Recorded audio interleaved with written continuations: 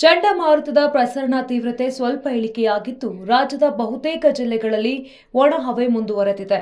ಬಂಗಾಳಕೊಲ್ಲಿಯ ಪೂರ್ವ ಹಾಗೂ ಮಧ್ಯಭಾಗದಲ್ಲಿ ಮೇಲ್ಮಟ್ಟದ ವಾಯು ಚಂಡಮಾರುತ ಪರಿಚಲನೆ ಈಗ ಮಧ್ಯಭಾಗದಲ್ಲಿದ್ದು ಅದು ಸರಾಸರಿ ಸಮುದ್ರ ಮಟ್ಟಕ್ಕಿಂತ 3.1 ಕಿಲೋಮೀಟರ್ ಎತ್ತರದಲ್ಲಿದೆ ಎಂದು ಭಾರತೀಯ ಹವಾಮಾನ ಇಲಾಖೆ ಮಾಹಿತಿ ನೀಡಿದೆ. ಬೆಂಗಳೂರು ಸೇರಿದಂತೆ ರಾಜ್ಯದ ವಿವಿಧ ಪ್ರದೇಶಗಳಲ್ಲಿ ಕಳೆದ 2 ದಿನಗಳಿಂದ ಮಳೆ ಬಿಡುವು ನೀಡಿದೆ. ನವೆಂಬರ್ 12 ಬುಧವಾರದಂದು ಕರ್ನಾಟಕದ ಹಲವು ಭಾಗಗಳಲ್ಲಿ ಮಳೆಯಾಗುವ ಸಾಧ್ಯತೆ ಇದೆ ಎಂದು ಹವಾಮಾನ ಇಲಾಖೆ ಮುನ್ಸೂಚನೆ ನೀಡಿದೆ. ಮೈಸೂರು, ಕೊಡಗು ಹಾಗೂ ಹಾಸನ ಜಿಲ್ಲೆಗಳ ಒಂದೆರಡು ಕಡೆಗಳಲ್ಲಿ ಭಾರೀ ಮಳೆಯಾಗುವ ನಿರೀಕ್ಷೆ ಇದೆ.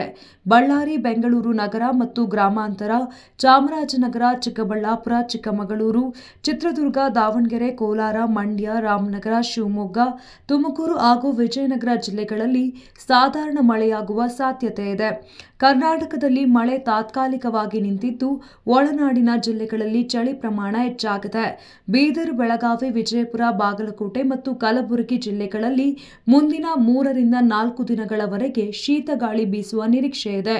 ಒಳನಾಡಿನ ಕೆಲವು ಭಾಗಗಳಲ್ಲಿ ಕನಿಷ್ಠ ತಾಪಮಾನವು ಸಾಮಾನ್ಯಕ್ಕಿಂತ 2 ರಿಂದ 3 ಡಿಗ್ರಿ ಸೆಲ್ಸಿಯಸ್ ಕಡಿಮೆಯಾಗುವ ಸಾಧ್ಯತೆ ಇದೆ. ಮುಂದಿನ 24 ಗಂಟೆಗಳ ಅವಧಿಯಲ್ಲಿ ಬೆಂಗಳೂರಿನಲ್ಲಿ ಮಳೆ ಸಾಧ್ಯತೆ ಇಲ್ಲ. ಗರಿಷ್ಠ ತಾಪಮಾನವು 29 ಡಿಗ್ರಿ ಸೆಲ್ಸಿಯಸ್ ಹಾಗೂ ಕನಿಷ್ಠ ತಾಪಮಾನವು 17 ಡಿಗ್ರಿ ಸೆಲ್ಸಿಯಸ್ನಷ್ಟಿರುತ್ತದೆ. ಇದೇ ರೀತಿಯ ಹವಾಮಾನ ಮುಂದಿನ 48 ಗಂಟೆಗಳವರೆಗೂ ಮುಂದುವರಿಯುವ ಸಾಧ್ಯತೆ ಇದೆ ಎಂದು ಹವಾಮಾನ ಇಲಾಖೆ ತಿಳಿಸಿದೆ.